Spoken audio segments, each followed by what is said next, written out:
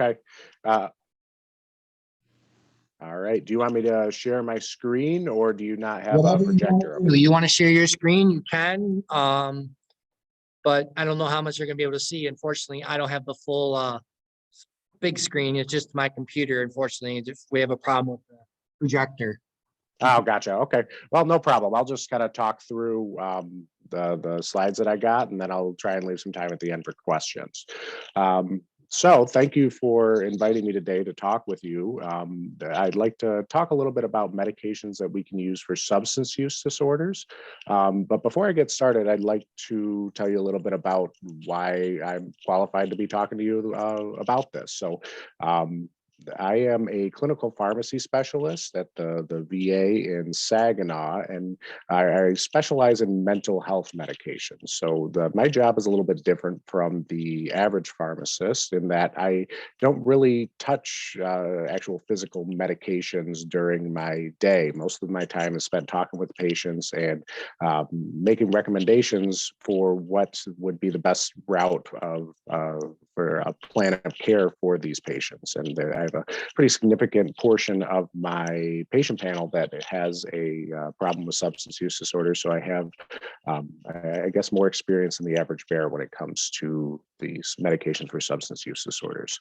I don't have any disclosures to announce at the beginning of the presentation. And also, even though I do work at the VA, I'd like to make it clear that anything I say throughout this presentation is my own professional opinion, and it's not to reflect the thoughts of the federal government or the VA in any way.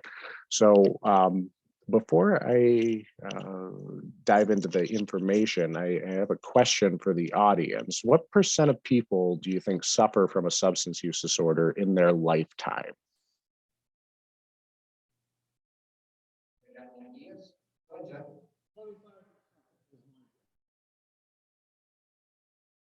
I think it's 60%.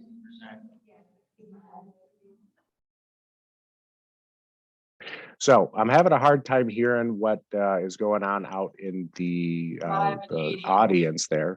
So between 5 and 80. So it's definitely between that range, but 20 and 30% is what I've found in the literature. And that's kind of surprising to me that it was basically a third of people, depending on the survey you look at, suffer from some kind of substance use disorder in their lifetime. So it's really a much more prevalent issue than it gets credit for. A lot of times people talk about substance use disorders like it's somebody else's problem or a thing that happens with other people. But really, if you have a family of 3, so a mother, father, and a child, then there's a non-zero chance anyways, statistically speaking, that one of those people would end up with a substance meeting diagnostic criteria for a substance use disorder in their lifetime.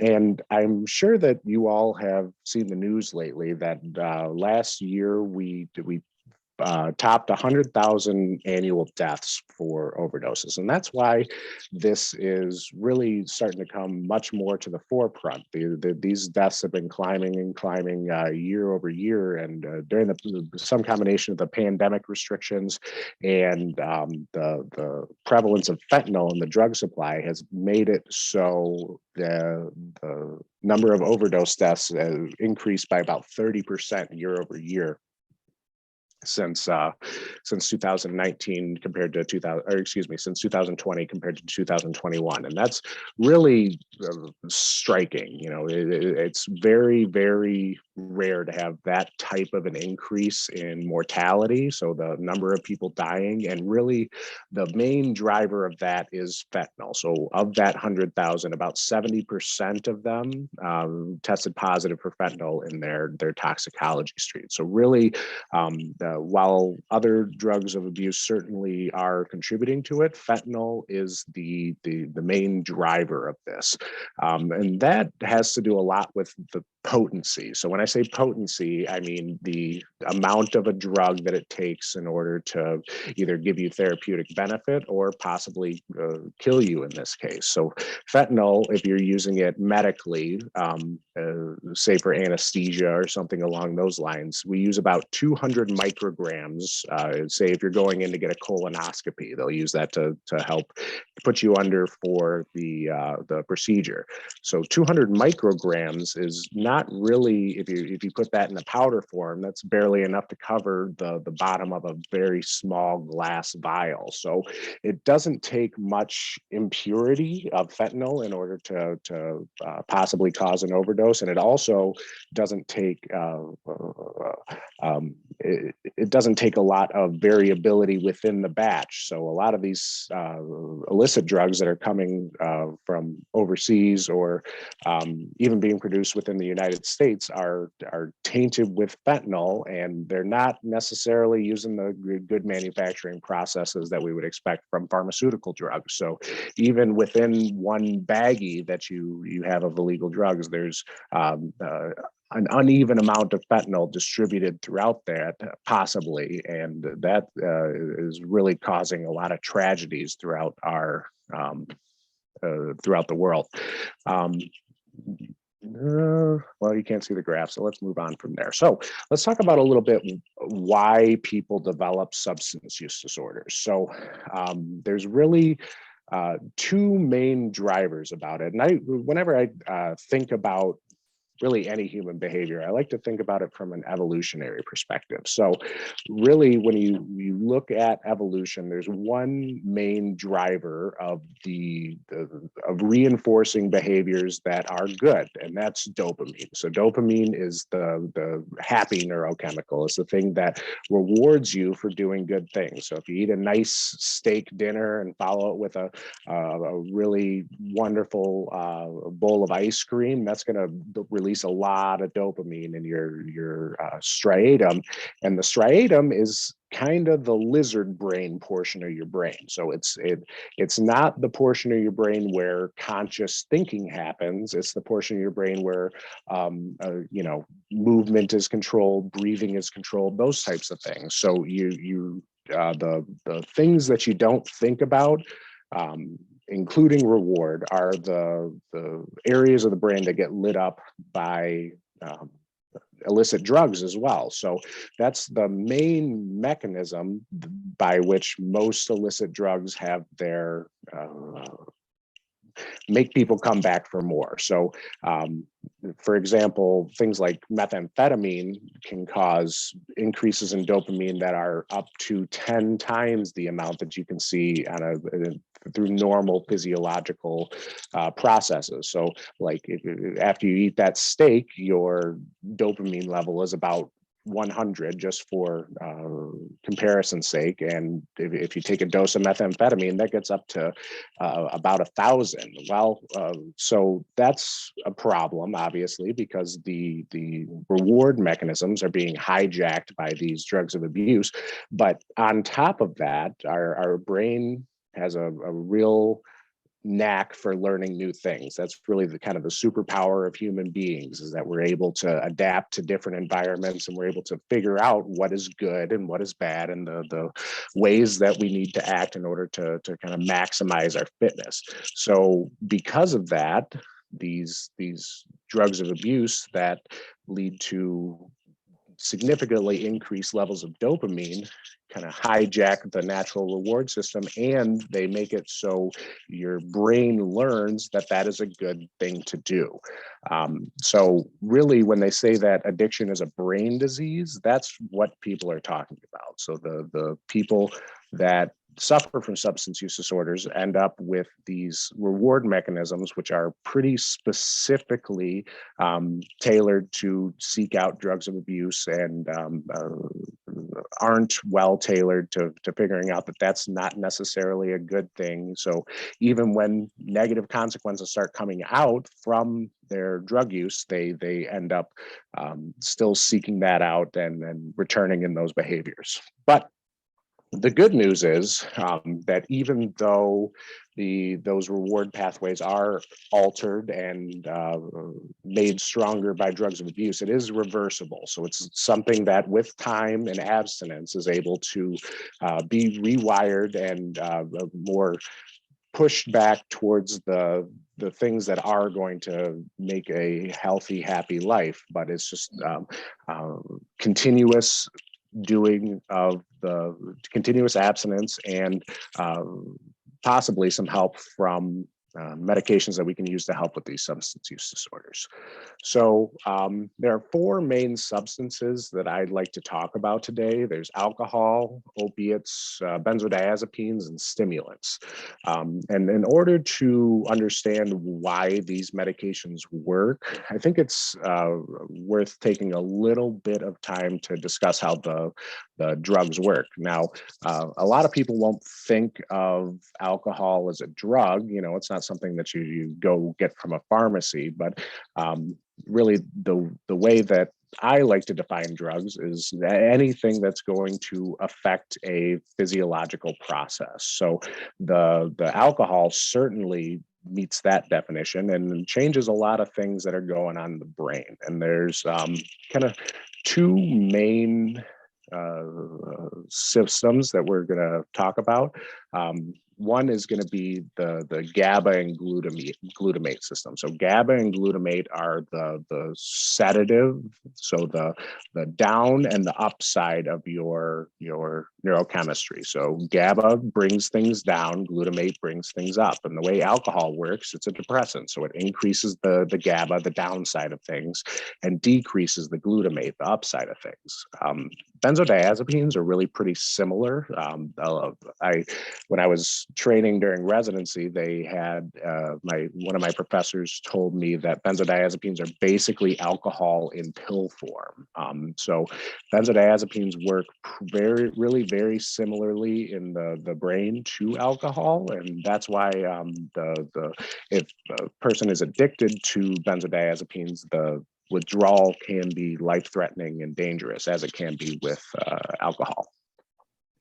Opiates generally work through mostly a different system. So you have a natural opioid system in your body, and that's what's responsible, for example, for a runner's high. So when you go out for a run and they talk about those endorphins are natural opioids that your body releases in response to physical activity and really a whole bunch of other things that are good for you and should make you happy, but are also those same receptors are stimulated by opiates. So as you can see, the theme of the natural responses being hijacked by the drugs of abuse is another common thread that you'll notice through this presentation. And lastly, we'll talk about stimulants. So when I say stimulants, I mean basically methamphetamine and cocaine. Those are the two main drugs of abuse, but you can also talk about prescription stimulants like Adderall, for example, is something that is used to treat ADHD and has a very well-established place in medicine, but it's also a possible drug of abuse. And it's really amphetamine. You know, if you look at the generic name on Adderall, it'll say mixed amphetamine salts. So methamphetamine and the amphetamine that you get in the tablets from the pharmacy are effectively the same drug. They do pretty much the same thing in the central nervous system. And what they do is basically increase dopamine. That's one of the main things that they do. They also increase norepinephrine and serotonin. That increase in norepinephrine is the main thing that drives the possibility for death. So norepinephrine is kind of the fight or flight neurotransmitter, and it also is released all throughout your body. And when you noradrenaline would be the other name that you might hear for norepinephrine, and that can cause cardiac arrest or so your heart can stop basically in the worst case scenario if you have somebody overdose on stimulants. So First, we'll dig into some of the medications that you can use for opioid use disorder. The first med that I would like to talk about is buprenorphine, naloxone, or Suboxone would be the brand name for it. There's also Subzolve, which is a sublingual film that you can use, and Sublocade, which is a long-acting injectable version of this buprenorphine. And basically what buprenorphine does, it's what we call a partial agonist at the opioid receptor. So it binds very, very tightly. It has high affinity. So it really, really likes those opioid receptors, and it can bump off other opioids from it. It binds so tightly, but it doesn't activate the receptors to the same degree that the things like, say, morphine may. And that makes it pretty useful for a medication-assisted treatment, because it can bump off the things that we don't want on those receptors and make it so even if a patient does have a relapse, that they're less likely to experience a high from that relapse.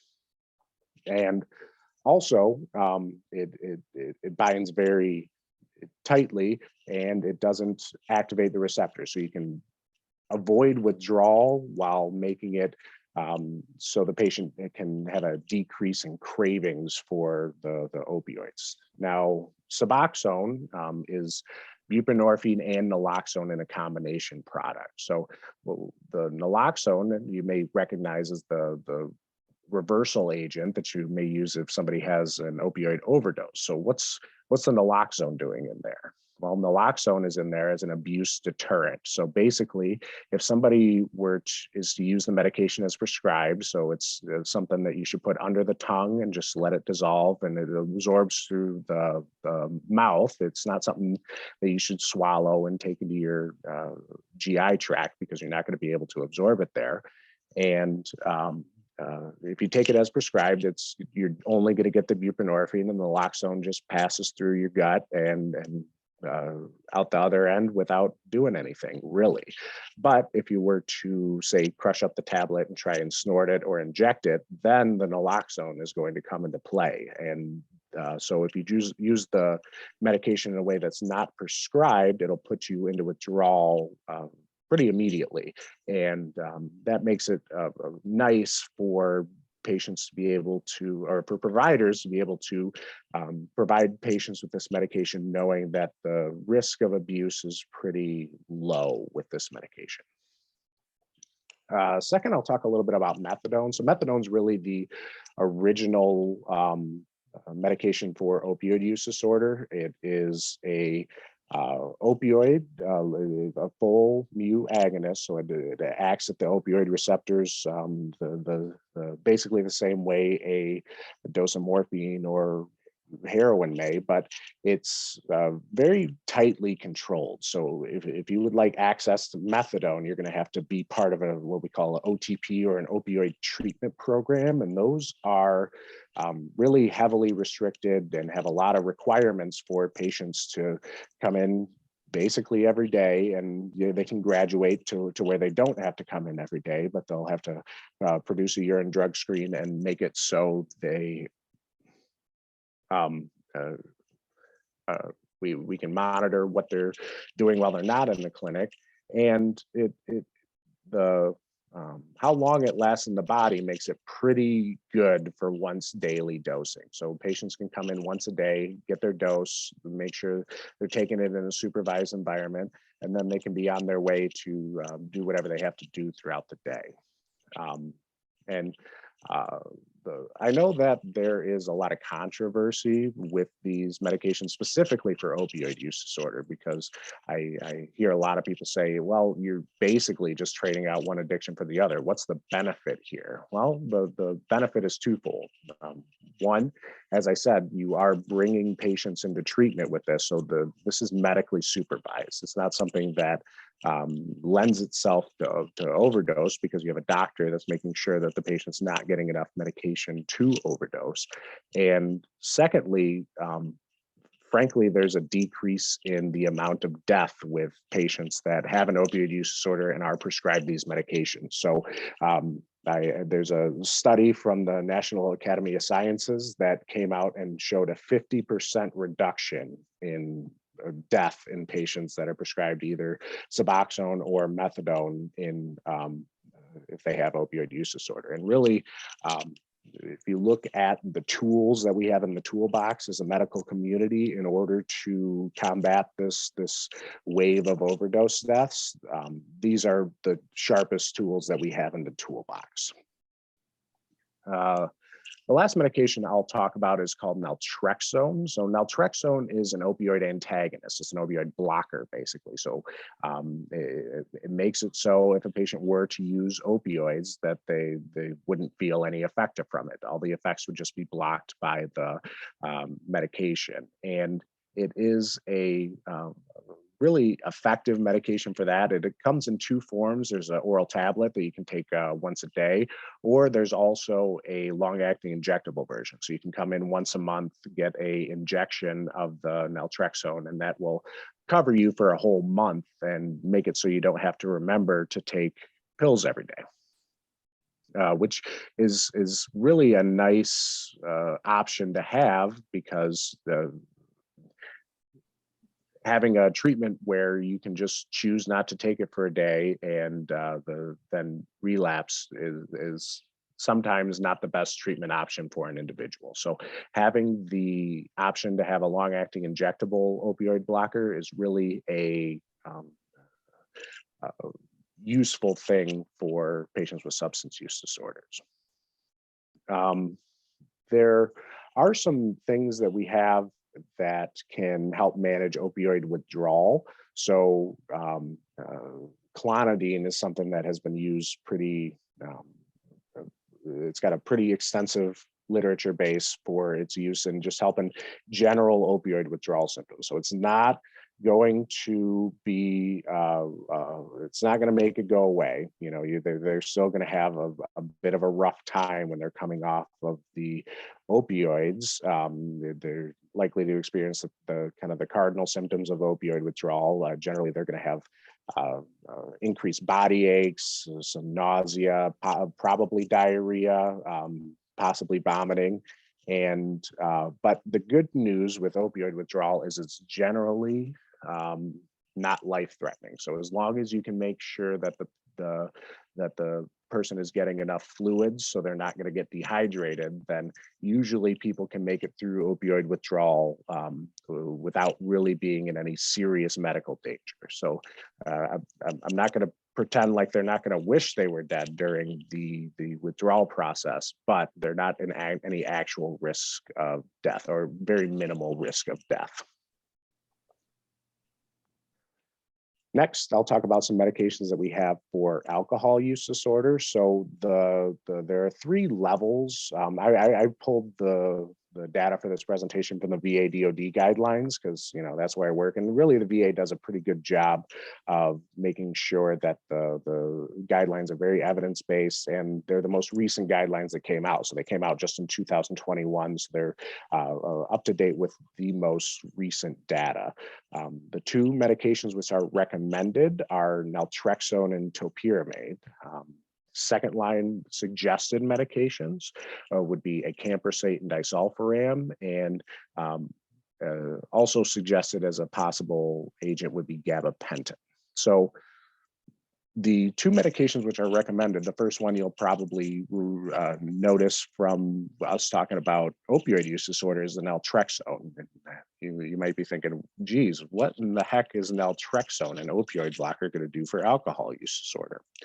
Well, part of the mechanism of alcohol actually working is activating that natural opioid receptors that you have in your brain, and causing your body to release those natural opioids that you have.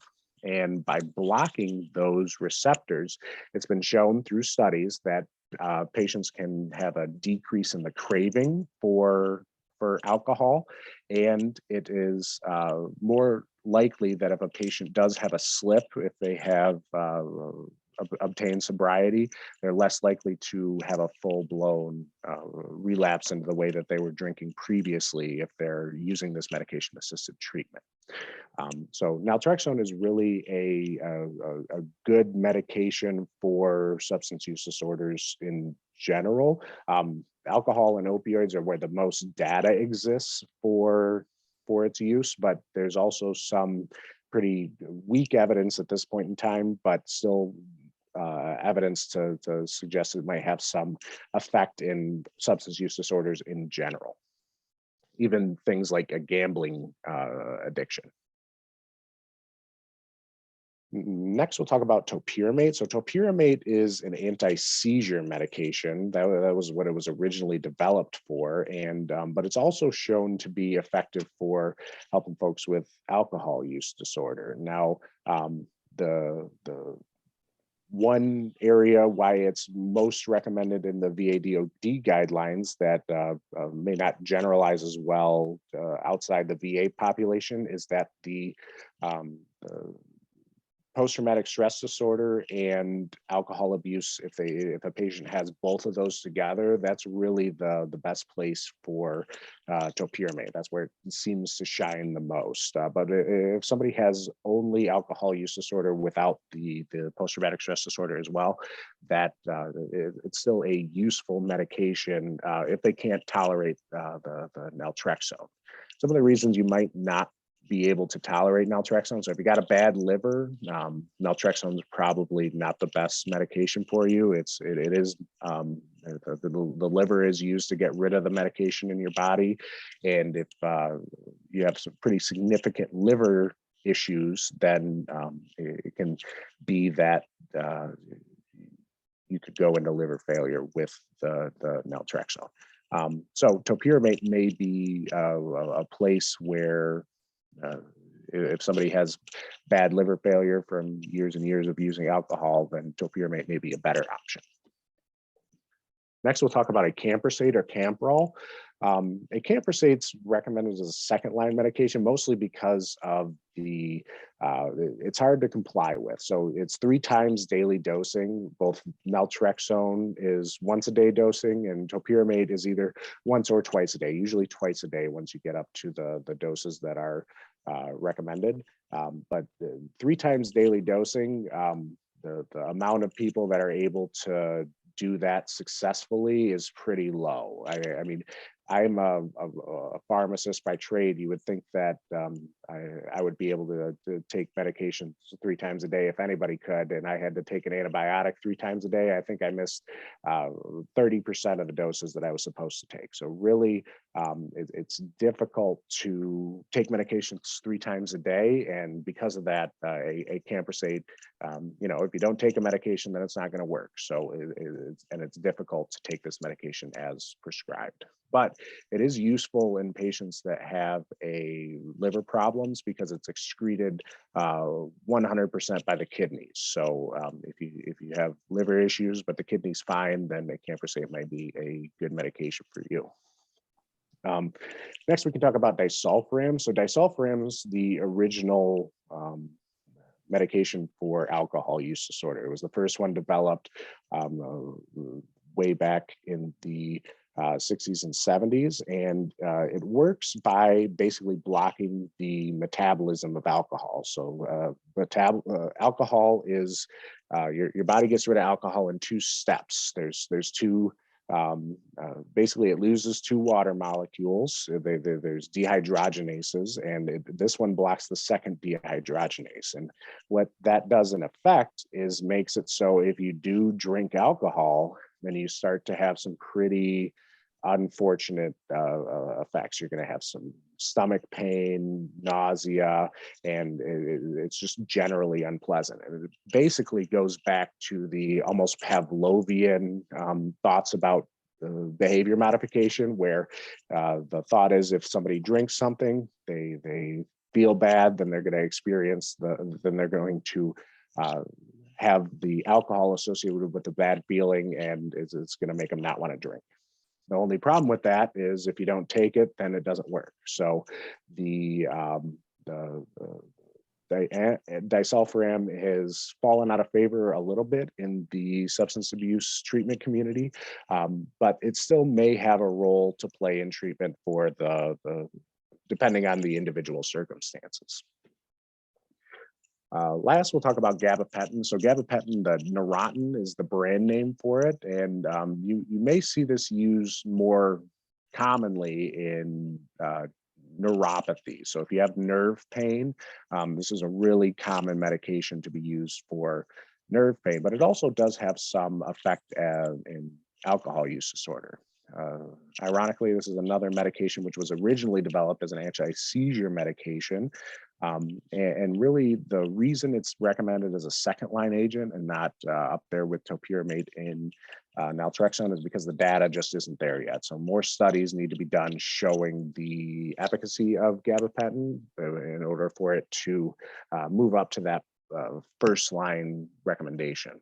But it may be an effective option for depending on the individual case. Now, a lot of patients that are wanting to get sober have the problem that getting sober can be life-threatening depending on the amount of time that an individual has been drinking, the amount that they've been drinking. And so medically supervised detoxification is really recommended in patients that have been drinking a lot for a long period of time. Now that can be done either on an inpatient basis. So basically you just check yourself into the hospital and then you have doctors and nurses there to make sure that the withdrawal goes smoothly. But there is the possibility for doing it at home as well. There's a few medications that we can use for that.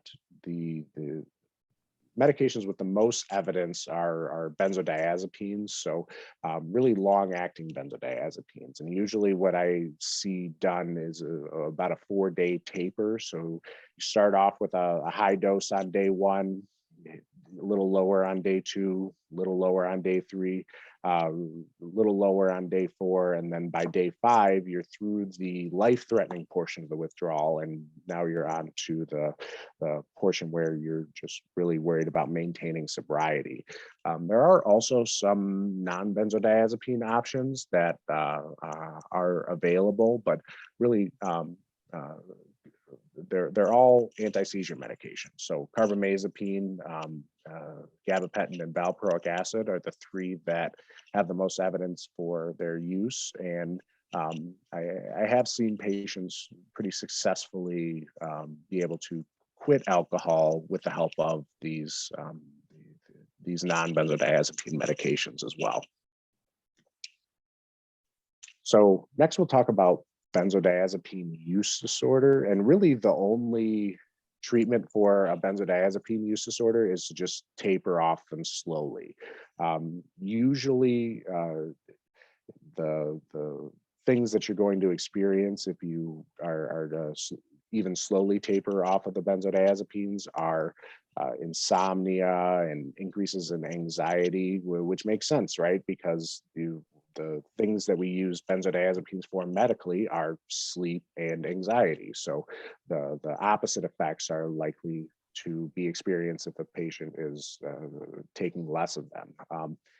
Generally, the beginning of the withdrawal period goes better than the end. Well, once patients get down to only taking a little bit of the benzodiazepine, it gets to the point where the anxiety and the sleeplessness can become a problem.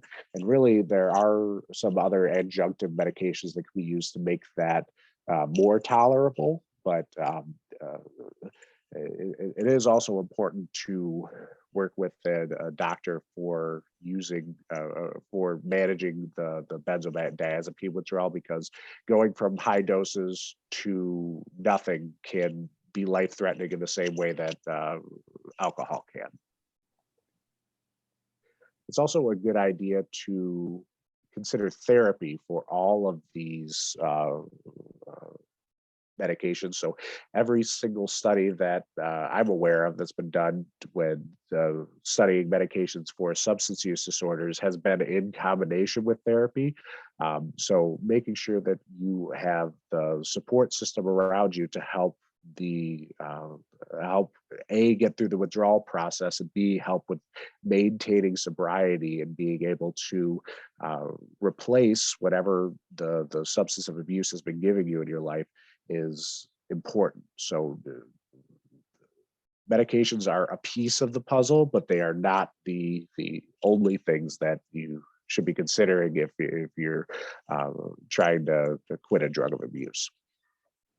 Lastly, I want to talk a little bit about harm reduction. So first and foremost, especially with IV drug use, there are a lot of concerns with infectious diseases. So it could be anything from cellulitis, so like an infection that comes from using dirty needles, to HIV or hepatitis C.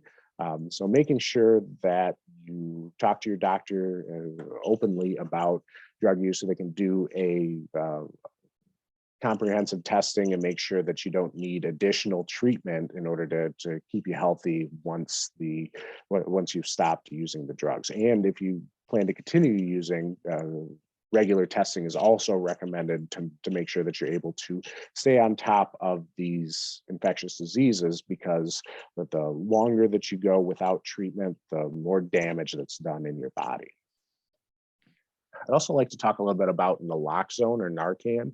So Narcan saves lives. I know that you guys have a lot of resources available for naloxone distribution. And in Michigan, the governor signed an executive order a few years ago at this point in time, where there's a standing order that all pharmacists can write scripts for naloxone. So basically what that means is you can walk into a pharmacy without a prescription and get naloxone. Now, you might have to pay for it. I think last time I looked, they were about $40 for the kit. If you have insurance, then it'll obviously be lower. But I always recommend that anybody that's using any drug of abuse, so anything from the street, should have some naloxone on hand. And that doesn't necessarily mean that they're abusing opioids. So as I said, the amount of people that are dying due to fentanyl overdoses is increasing, but those people aren't necessarily knowing they're taking fentanyl, or even thinking they're taking an opioid. Fentanyl's ending up in cocaine, methamphetamine, even party drugs like MDMA and amphetamines that you might see at Electric Forest or one of those other rave type festivals. So Narcan is something to have on hand if any drugs of abuse are being considered. There are also some sterile syringe programs. So the Michigan Department of Health and Human Services has an up-to-date list of the sterile syringe programs that are available throughout the state of Michigan. And I'd encourage anybody who has a problem with IV drug use to always use clean needles.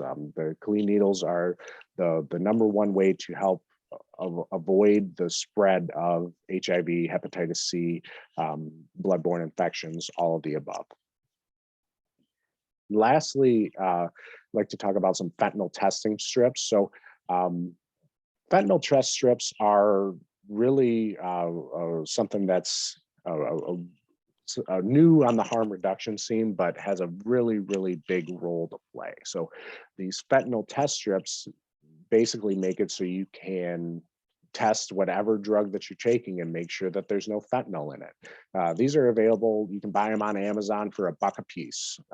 And the way that you use them is that you take whatever drug that you have, dissolve it in water, and then sink the test strip in. There's a line on the test strip that you sink it into, and let the water run up the test strip until it covers the lines. Set the test strip on flat. If you got one line, there's fentanyl in there. If there's 2 lines, there's no fentanyl. So these things are a really big harm reduction thing that can be rolled out for anybody and can be used by anybody. Here's some references that I use when putting together this presentation. And now I'd like to open the floor for any questions that the group has.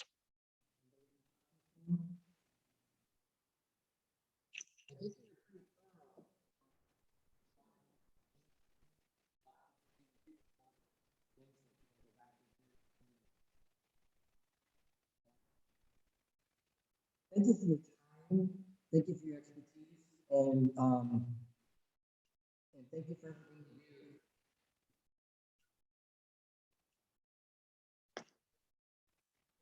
do. I'm sorry, if there's a question, I'm having a hard time hearing what's being said. Can you hear me? Can you hear me? No, we're good.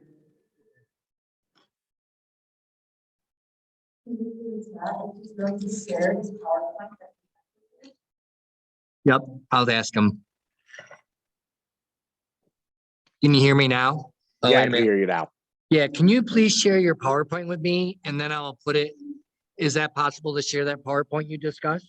Yep, I will. Okay, and then I'll put it with because I'm the recording here, I'm gonna take and throw it on YouTube and that way I can just send both links to our people. So we'll have both available. So, all right, like again, I was saying, thank you for your time, your expertise, and a lot of good information. And a lot of people were listening intently, a lot of people taking notes. So thank you again for your time and have a blessed night. Yeah, you as well. Thanks again for the opportunity. And if anybody has any questions, feel free to pass them along, and I'd be happy to answer whatever you have. Awesome.